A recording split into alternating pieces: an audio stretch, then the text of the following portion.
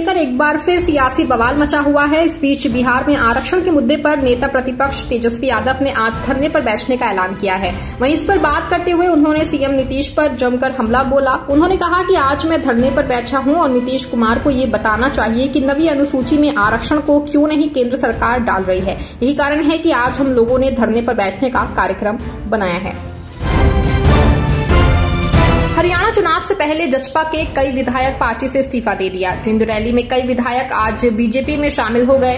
जन चेतना पार्टी प्रमुख की पत्नी शक्ति रानी ने भी कमल थाम लिया। राजकुमार गौतम काफी समय से दुष्यंत चौटाला के खिलाफ चल रहे थे, उन्होंने कल ही इस्तीफा दे दिया था। आज वे बीजेपी में शामिल हो गए। दिल्ली सरकार में पर्यावरण मंत्री गोपाल राय ने राष्ट्रीय राजधानी में प्रदूषण को लेकर प्रेस कॉन्फ्रेंस को संबोधित किया। उन्होंने कहा कि सीएम अरविंद केजरीवाल सरकार का मकसद दिल्ली का प्रदूषण कम करना है। इसके लिए हमने केंद्र सरकार से सहयोगी की अपील की है। केंद्रीय पर्यावरण मंत्री को चिट्ठी भी लिखी है। उन्होंने कहा कि अगर दिल्ली की जनता के हित में प्रदूषण कम करने के लिए अगर केंद्र सरकार को 100 बार भी सहयोग करने के लिए अपील की जरूरत पड़ी तो वैसा करूंगा।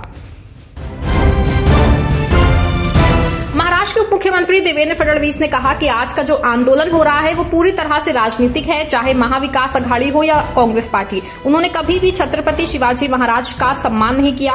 पंडित नेहरू जी और इंदिरा गांधी जी के एक भी लाल किले से दिए गए भाषण को दिखाइए जिसमें उन्होंने छत्रपति शिवाजी महाराज का उल्लेख किया हो। भाजपा के पूर्व केंद्रीय मंत्री ने बिहार में सीएम पद को लेकर बड़ा बयान दिया है। उन्होंने कहा कि ओबीसी का समय अब खत्म हो गया है, बिहार में अब दलित सीएम बनेगा। भाजपा नेता के नए बयान से सियासी हलचल तेज हो गई है। इतना ही नहीं, उन्होंने ये भी कहा कि बिहार की जनता बदलाव चाह रही है। आज मुंबई में एक प्रेस कॉन्फ्रेंस के दौरान संजय राउत ने 26 अगस्त को सिंधुदुर्ग जिले के छत्रपति शिवाजी महाराज की मूर्ति के ढहने पर महाराष्ट्र सरकार की आलोचना की। उन्होंने कहा कि इस घटना ने छत्रपति शिवाजी महाराज के बारे में लोगों की भावनाओं को गहरा आघात पहुंचाया है। राउत ने यह भी उल्लेख किया कि महाराष्ट्र के लोगों को अपना गुस्सा व्यक्त करने का अधिकार है और CM Shinde, deputy CM Ajit Pawar और पीएम मोदी की माफी से स्थिति कम नहीं हुई है।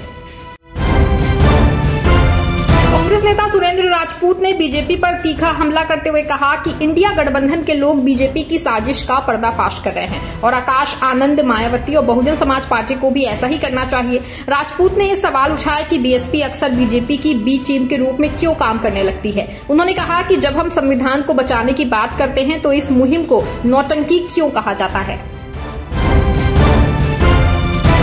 चुनाव आयोग ने हरियाणा में वोटिंग की तारीख बढ़ा दी है। अब 1 अक्टूबर की जगह हरियाणा में 5 अक्टूबर को मतदान होगा, जिसको लेकर प्रदेश में राजनीति तेज हो गई है। कांग्रेस के आरोपों पर प्रदेश के पूर्व गृह और स्वास्थ्य मंत्री अनिल विज ने पलटवार किया। उन्होंने कहा कि बीजेपी की भारत के प्रजातंत्र में प्रतिबद्धता और लोग अधिक से अधिक मतदान कर सके ऐसे अवसर प्रदान करने के लिए है। कांग्रेस का ये बोलना दिखाता है कि ये भाग रहे हैं।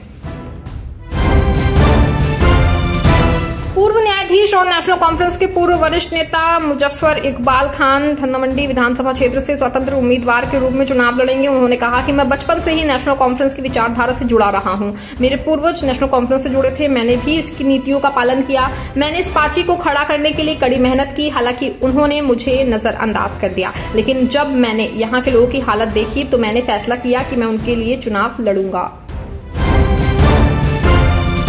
जदयू के राष्ट्रीय प्रवक्ता पद से इस्तीफा के बाद अब केसी त्यागी का बयान सामने आया है। उन्होंने कहा कि वो नीतीश कुमार का साथ नहीं छोड़ेंगे। नीतीश समाजवादी हैं। त्यागी ने स्पष्ट तौर पर कहा कि वो जदयू में सलाहकार के तौर पर बने रहेंगे। नीतीश कुमार को जब भी जरूरत होगी वो मुझे बुला सकते हैं। उनसे मेरा संबंध काफी पहले का है, उनके प्रति सम्मान रहा है और रहेगा।